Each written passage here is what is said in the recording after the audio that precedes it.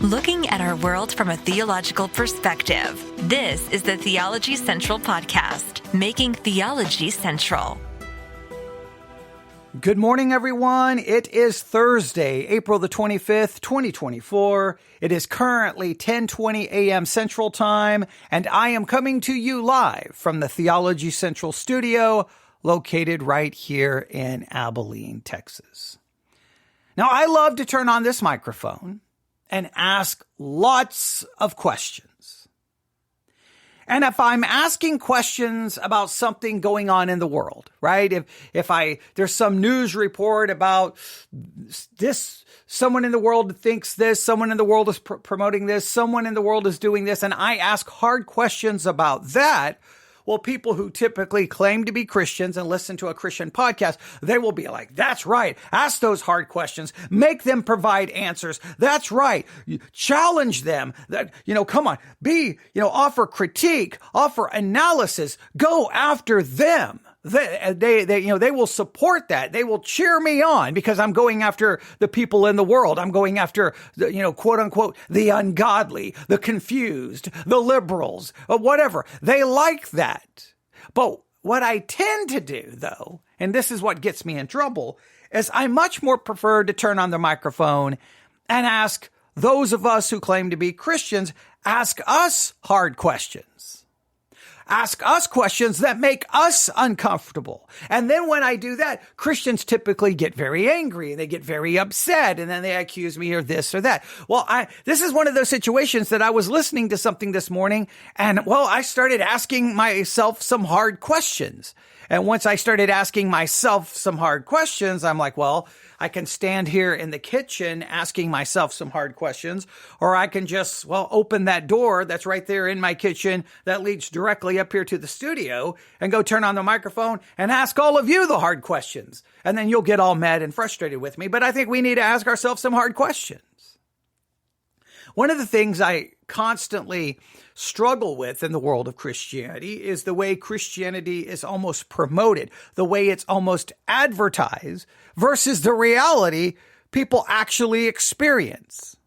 So you always kind of get this idea that, hey, if you're struggling with this particular sin, if you become a Christian, that struggle will just magically go away. Because see, if you become a Christian, you're a new creature. Old things are passed away. All things have become new. That's true of you practically. And so you become a Christian thinking, okay, basically all of my struggle with sin is going to go. And then you're like, wait a minute, what is happening? And you get very confused. And we've talked about that a lot this week, right? We've talked about 2 Corinthians chapter 5 a lot this week. Yesterday, we talked about some issues surrounding sanctification. We've been talking about these issues. We talked about some things related to law and gospel where this issue came up again. So we've been talking about that subject a lot. But there's another subject, another area where there was a time I was like, I was all in. But now maybe I'm jaded. Maybe I'm a little bit more confused. Let me explain. Christians love to kind of put forth this idea that when you look to the world is lost in moral relativism and philosophical relativism. They don't know what truth is. They are confused. They cannot find truth. But if they will come to Christianity, then they will have truth and they will have absolute truth. And you don't have to live in this world that's so subjective, this world that is so confusing. You can finally put your feet on solid ground. You can stand on the rock and it stops shifting and you'll stop being tossed to and fro. And you can have stability in your life, but out there in the world, they don't know what truth is and they are confused and they stumble around in the dark, but they need to come to us. And that's typically another way Christianity is sold to people. Now, I believe sometimes that sounds so good, and that's something very appealing to me. I don't like that, nobody knows what's this, nobody knows this, nobody knows that, what makes this right, what makes this wrong, and it's just a world of, everything being subjective and confusing and relativism. I hate that. But you come into Christianity thinking it's going to be something so different, but I don't think it necessarily is. So I'm going to ask some of those hard questions.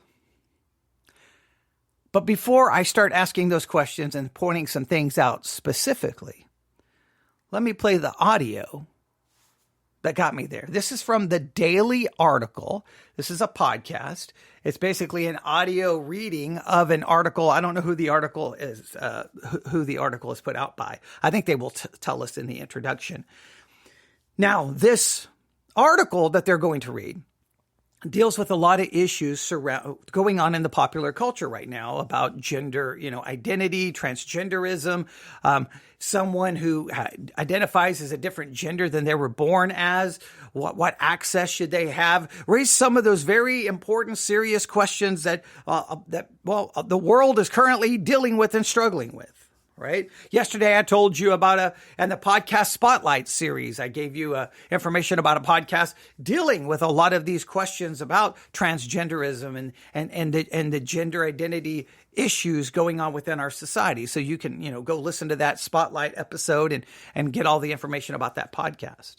So they're going to start this article by talking about some things related to that world. Right. And so they're going to talk about some of the issues, some of the situations going on, and then it's going to transition really into this kind of discussion about truth. Now, you can see how in some ways they're related, right? The world's out there and there's so much confusion about, okay, so wait, what is a man? What is a woman? Can a man become a woman? Can a woman, and a lot of these issues about gender and how does gender differ from, your biological sex and all of those different, issues, identity, all of those issues. Yes, as the world tries to figure all of that out, the church loves to kind of stand there in moral superiority and go, hey, you guys are confused. Look to us and you will find truth. Well, let's let them develop this. And then I'm going to come in and ask some very hard questions that once again, I'm not going to be asking the hard questions about the culture or to the culture. I'm going to ask the hard questions to me and to you as Christians. And well, that's usually what makes me so unpopular, but we're going to do that. Let's listen to a little of this. We'll walk through it. It's only a couple of minutes long because there's only one part I want to get to. And once we get there, then we'll ask these questions. Here we go.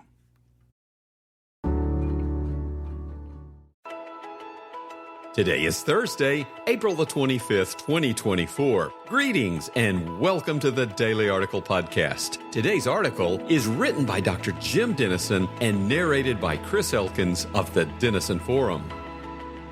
If you care about someone whose K-12 school or institution of higher learning receives any federal funding, take note. Their school may have to open girls' bathrooms, locker rooms, housing accommodations, and sports teams to boys who claim to, quote-unquote, identify as girls. Boys' facilities and activities would likewise have to be accessible to biological girls who identify as boys. This is because the Department of Education has unilaterally expanded Title IX of the Civil Rights Code, an amendment passed in 1972 that prohibits discrimination on the basis of sex by any education program or activity receiving federal financial assistance. This was intended to prevent such discrimination with regard to athletic participation, facilities, and scholarships. Now, however, sex has been made to include sex stereotypes, sex characteristics,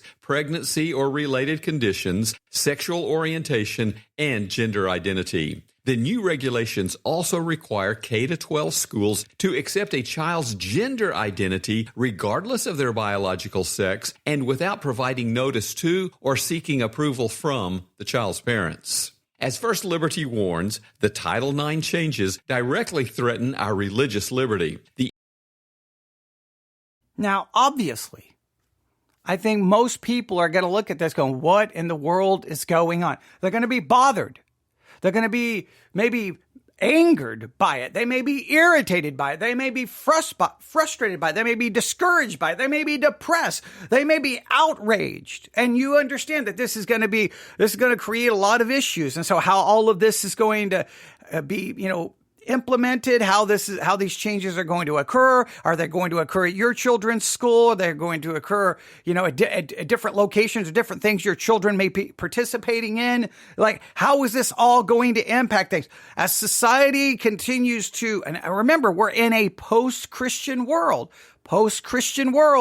You can see where society is going. Now, again, we talked about this yesterday about fighting and trying to somehow push back on all of this. Ultimately, what's needed is we've got to get people to change their mind. And we talked about, Christianity and how, hopefully bringing someone to Christ, they would then change their mind and then we can teach them to obey. And I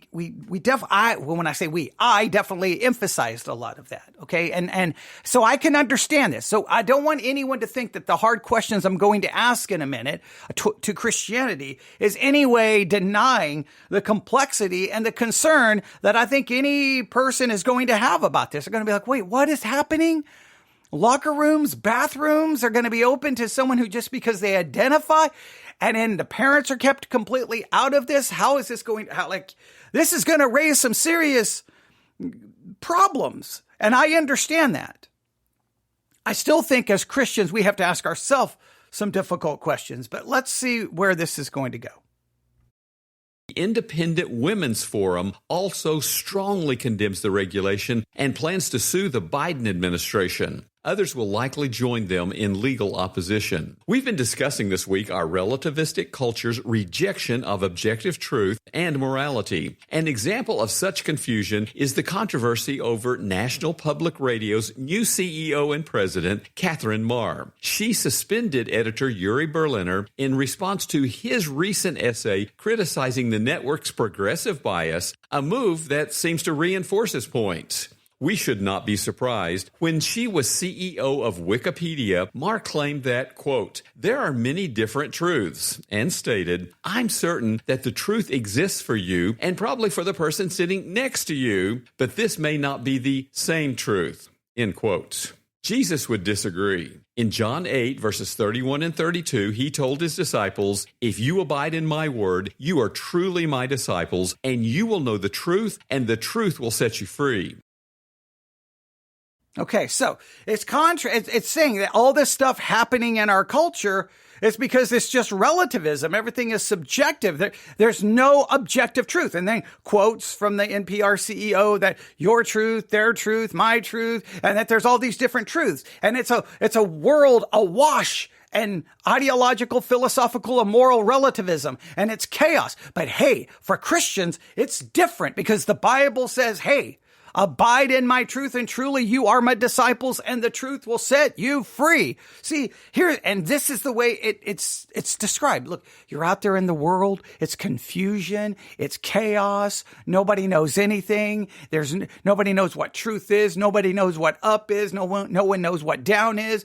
Good is being called evil. Evil is being called good. It's absolute chaos. So come to us. Come to Christianity. Come to the church, and you can find truth, and the truth will set you free. And maybe you're out there in the world and you're like, man, this is chaos. This is confusion. I'm running to the church. I'm going to become a Christian and I'm going to find truth, and the truth is going to set me free. And then you become a Christian. Now, this is where I'm going to start asking tough questions. What does that individual find when they become a Christian? What do they find? What do you think they find? Now, they quoted from John 8, I believe there. I believe they quoted from John 8. Let me look for that passage really quick. I wasn't thinking about doing this, but now I think it may actually serve a good point here. Let's see here if I can find it. I think it was John 8. Okay, let me see here. Let me see. I believe it's John. I'm going to back that up. If I can back that up just a little, if we don't have any problems, then we can hear this again. I'm going to back this up. Here we go. He told his disciples, if you... Now, I'm going to back it up a little bit further. And stated, I'm certain that the truth exists for you and probably for the person sitting next to you, but this may not be the same truth, end quote. Jesus would disagree. In John 8, verses 31 and 32, he told his disciples, "If you abide in my word, you are truly my disciples, and you will know the truth, and the truth will set you free." Okay, so the idea is contrasting this comment, this statement, hey, about your truth, my truth, and nobody really knows the truth. But hey, in contrast to that, for Christians, we have John chapter 8, verse 30, and he spake these words, many believed on him. Then said Jesus to the Jews which believed on him, if you continue in my word, then are ye my disciples indeed, and you shall know the truth, and the truth shall make you free. Hey, see, we have truth to offer. Well, but when someone comes into Christianity, what do they find? Well, you know what? That verse that he just quoted, do you know that within Christianity, there is not even necessarily agreement? In fact, there's not necessarily agreement. There is definitively no agreement on exactly how do we understand disciple or discipleship. Some Christians will say salvation and discipleship are synonymous. To become a Christian means to become a disciple. If you are a Christian, you are a disciple. So all of those verses that say if you have to do this in order to be a disciple, these are the same things you have to do in order to be saved. So in this particular case, if you continue in my word, then you are my disciple indeed. So if you truly want to be saved, you have to continue in his word. Well, what does it mean to continue in his word? Well, because am I doing that? Am I not doing that? Can I have assurance? Because I don't know if I'm continuing in my word. What exactly does that mean? And so then there's this back and forth on, no, you can be a Christian and not be a disciple. No, if you're a Christian, you are a disciple. And there's no agreement on it. Now, wait a minute. I thought the world was amiss and confusion and disagreement. I come into Christianity, I'll find truth. Well, you'll find that in a verse that speaks about truth, there's not even agreement on the word disciple and who isn't one, what do you have to do? There's no agreement on it. We've been looking this week at 2 Corinthians 5, 14 through 17. What do we discover? Nobody can even really figure out if anyone is in Christ is a new creature, old things are passed away, all things have become new. So in 1 minute, we're told, hey, that actually happens to you practically when you become saved. But then 5 seconds later in the sermon, well, I mean, you're a new creature, the old has passed away and all things have become new. But I mean, you're still going to sin, you're still going to struggle, and you have to grow and you have to become more like Christ. Why am I growing and have to struggle to become more like Christ if the moment I was saved, I'm a new creature, the old is gone and everything is new? Complete, just contradictory confusion makes absolutely no sense. Not only that, there's not even agreement within Christianity and how to interpret 2 Corinthians chapter 5, verse 17. In fact, there's really very little agreement in Christianity and how to interpret anything in this Bible because there's thousands of denominations, all claiming to have truth, all claiming to have objective truth, all claiming to have absolute truth, all claiming it, yet nobody can agree. Nobody can agree on the word repentance. No one can agree on the word baptism. No one can agree on the right way, wrong way, who can, who shouldn't be able to take the Lord's Supper. No, Christians can't even agree on who should be in the church and considered a member or who not being a member. Is it believers only who've been baptized? Or can a baby who's been sprinkled with water at 8 days old, can they be a part of the church? It's just, does water actually make a baby a Christian or does it not make it? We can go on. Can you lose your salvation? Not lose your salvation. Are you saved by a sovereign work of God that's monergistic, or are you saved in a synergistic way? Like we can just go, do we understand human depravity from a semi-Pelagian way versus a Augustinian way? We can go on and on and on and on and on and on and on and on. It never ends. So yes, we can sit back and look to the culture and go, man, I don't know what truth is and you're so confused. But hey, our Bible, Jesus talks about truth and the truth will set you free. And the world comes running to the church, and I think they look around after a while and they're like, this is just as confusing and just as back and forth as it is in the world. We claim we have truth, but you guys can't literally agree on anything. And nobody wants to see. Now, when I ask that question, I'm going to get pushback. Well, no, there's much more agreement within Christianity than there is in the culture. And maybe you can try to somehow statistically prove that. But all I have to do is show you the thousands of different churches. All we have to do, look, even on an app like the Sermons 2.0 app, where all of the broadcasters have agreed to a statement of faith, have we not witnessed it just this year in our Sermons 2.0 app challenge? Pick a verse. Look up random sermons. Sometimes you'll be like, well, wait a minute. This one said, well, this one said, well, this one said, well, never mind. You've got like even the disagreements there are, it's at times maddening.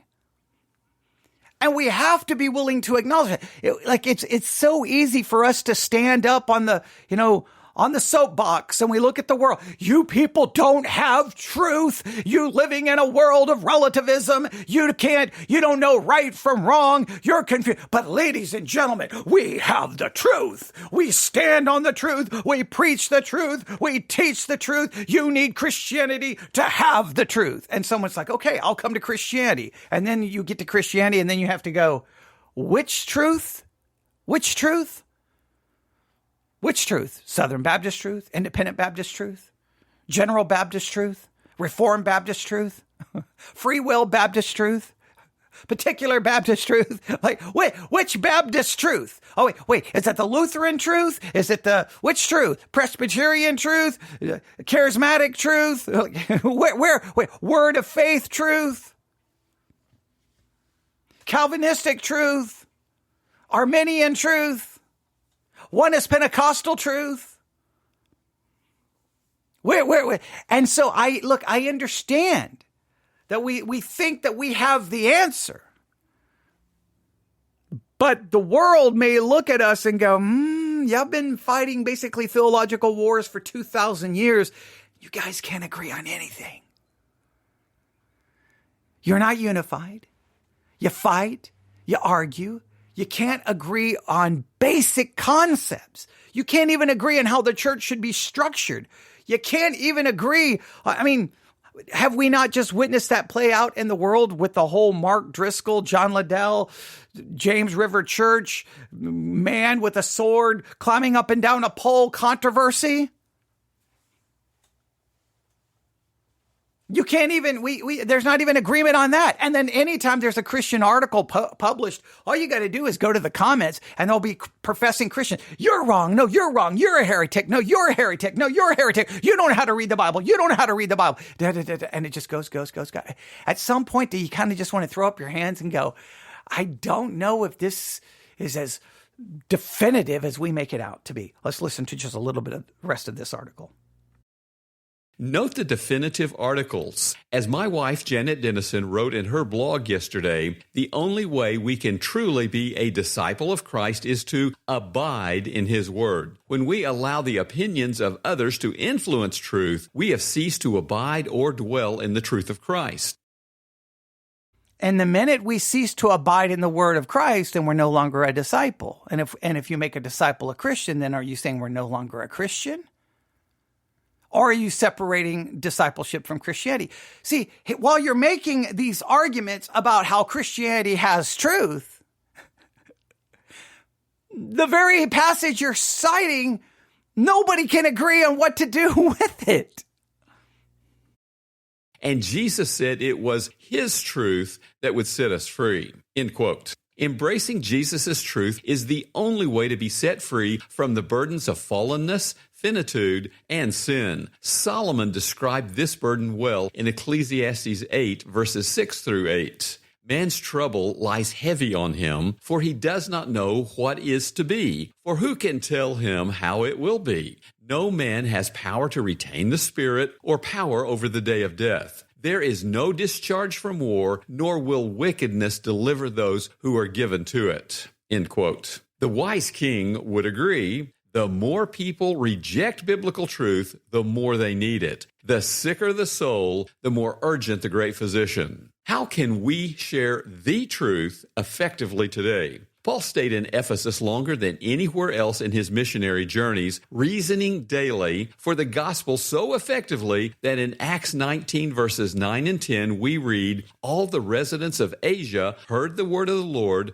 both Jews and Greeks." We have a fascinating window into a strategy through the testimony of non-Christians who heard him. 1.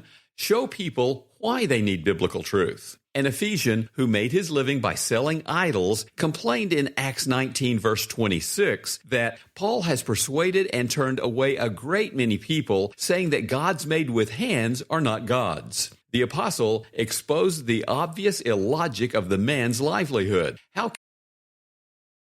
So we need to show people why they need truth, why they need biblical truth. Again, we can show people why they need it.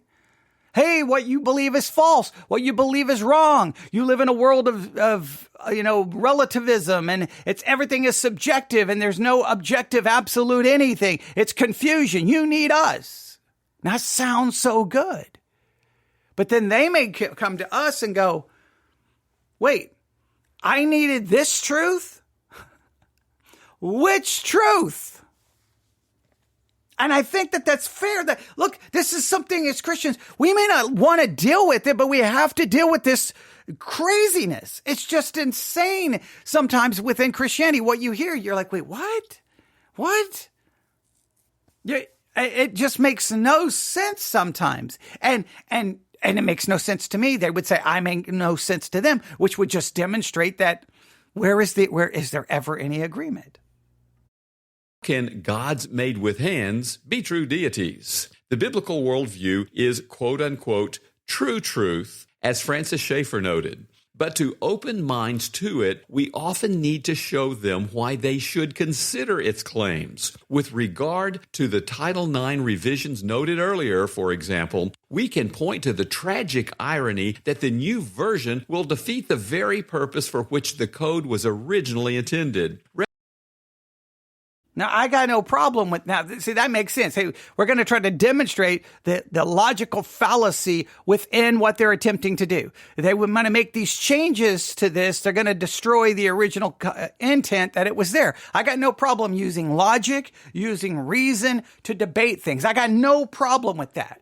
But the point is, this comes across as like we are superior, because we have truth. And now we can go to the culture and try to fix them and show them how illogical they are, or the logical fallacy in their arguments. Well, we run to the culture to explain their logical fallacies and their contradictions and their confusions. When are we going to stop for 5 minutes and say, before we go tell the culture how confused they are, we look at ourselves? We talked about, again, I've already mentioned it in this, some of the absolute absurdity that preachers say in regards to 2 Corinthians 5:17. Christians will say, hey, you've been set free from sin. You can now say yes to God and no to sin. You've been set free. You can do it. Oh, so that means I can be perfect? Well, no, you can't be perfect. Well, wait a minute. I thought you said I was set free. Well, I mean, you've been set free from sin, but I mean, sin still controls you to the enough that you can't get to perfection. But I mean, you can sin less. But how am I defining sinning less? By what I'm doing externally, or by what I'm not doing or thinking internally? Well, they can't give you any kind, even of an objective answer. It's subjective. And then you'll just realize all the contradictions and the logical fallacies, even with our own thinking. But what happens in these situations is we stand like we're morally superior, going, look at the logical fallacy in your movement. Well, I got no problem pointing out their logical fallacies. We look to our own, though.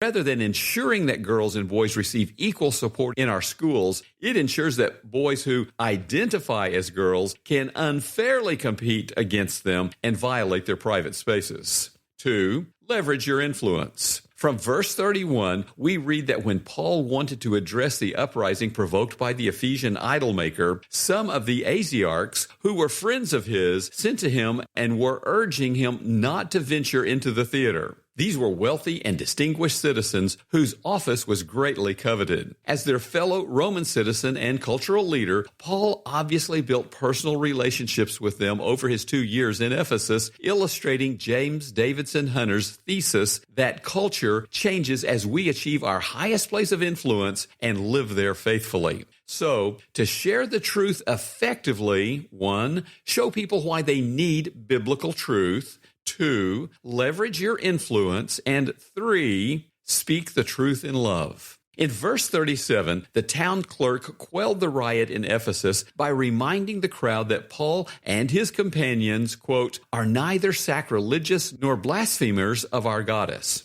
end quote. They illustrated Peter's admonition in 1 Peter 3, verse 15, to defend our faith with gentleness and respect by manifesting the fruit of the Spirit from Galatians 5, 22 and 23 in ways that impress even their skeptics. Will you pray for God to raise up more Pauls today? Will you be an answer to your prayer? Now, I'm complete agreement. We need to speak the truth in love. But the whole, if you want to really break this down, its philosophical message was, hey, the world, you don't have truth. You need to come to us and we have truth, or we need to go to them and explain to them why they need truth. Okay, great. So then we go to the world, we say, you need truth. They come running into Christianity, and then they are met with what? What exactly? What exactly? Come on. And you can sit there and play. I know I'm asking these questions, and I know you can sit there and try to play this down and try to minimize the reality, but I have gone to way too many schools. I know the reality. I've gone to schools that were reformed. I've gone to schools that were not reformed. I've gone to schools that were amillennial, premillennial. I've gone to schools that were covenantal theology. I've gone to schools that were dispensational on their theology. And when you go, you're like, everyone's like, we've got the truth. We've got the truth. This is truth. This is truth. I'm like, well, the school that I just graduated from last year, they said that they had the truth. And then I went to a Catholic university to pursue a degree in Catholic theology, and they had the truth. And everyone has the truth. My truth, your truth, my truth, more. No, you're wrong. I'm wrong. No, you're wrong. We're wrong. Everyone's wrong. No, we're all right. No, you're all wrong. Pick a passage in the Bible. Pick a passage. Work on it. Do some serious Bible study. Trying to do an observational study, trying to observe exactly what's in the text. Try to look at it textually, context, words, meaning of words, original language, historical context. Try to figure it out. Once you got a pretty good grasp on it, a pretty good grip on it, then just spend the next week looking up as many random sermons as you can find on that particular verse. The internet is filled with millions of sermons. That's why when I make this argument and Christians get mad at me, it's like, all you have to do is I can just show you within 5 minutes how quickly I can demonstrate what I'm saying. And then you just go listen to those random sermons. You'll sometimes be like, what is happening right now? What is happening? How did that pastor just make the verse say that? How did that? I don't even understand. And remember, we've seen this recently in some of the sermons that we're looking at. Well, we're looking at this passage and we're like, how in the world did we get over here to Matthew 13? Like, what was that all about?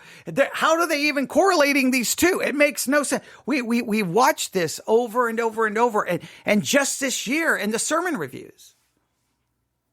But you can do that. You find a passage of scripture, study it, really take it apart, and then just start listening to random sermons. Just go from church. You can pick random churches in your city. You can pick random churches and random ministries on the Sermons 2.0 app. And sometimes you'll just be like, I don't even know how this is possible. I've studied one passage of scripture. I've spent a week listening to sermons, and now I have 347 different interpretations. Okay, maybe that's a little hyperbole, but it's not much. So I understand, on one hand, we need to go to the culture and say, hey, the truth will set you free. You need truth. His word is truth. Right? I understand that. But at the same time, when we're getting ready to go tell everyone, hey, we've got the truth, can't we look in the mirror and go, well, wait a minute. We can't even agree amongst ourselves.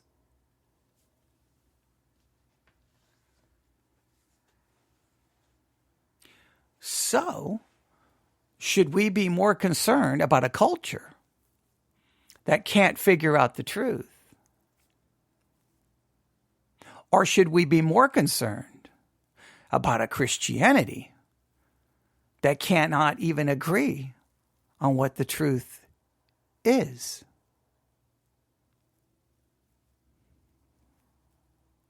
We can't be the answer if we can't even agree on the answer.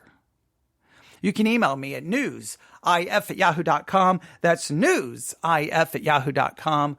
newsif@yahoo.com. Thanks for listening. Everyone have a great day. God bless.